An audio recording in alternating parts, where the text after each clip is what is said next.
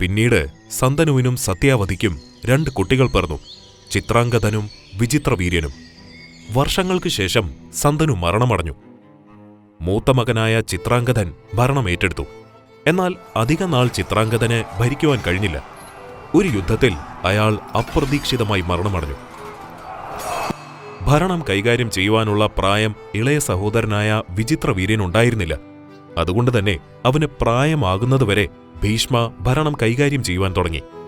വിചിത്രവീര്യൻ പ്രായപൂർത്തിയായപ്പോൾ അവനുവേണ്ടി സ്വയംവരം അന്വേഷിക്കുവാൻ ഭീഷ്മ തുടങ്ങി. അടുത്തുള്ള രാജ്യങ്ങളിൽ മുതൽ വളരെ അകലെയുള്ള രാജ്യങ്ങളിൽ വരെ അയാൾ വിചിത്രവീര്യന്റെ കാര്യമറിയിച്ചു. കുറച്ച് നാളുകൾക്ക് ശേഷമാണ് അയാൾ ആ വാർത്ത കേട്ടത്. കാശി രാജാവിന്റെ 3 പെൺമക്കളുടെ സ്വയംവരം അടുത്ത് നടക്കുന്നുണ്ട്.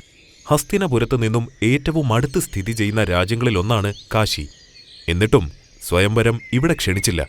അതും വിചിത്രവീര്യന്റെ കാര്യം ലോകം മുഴുവൻ അറിഞ്ഞിട്ടും.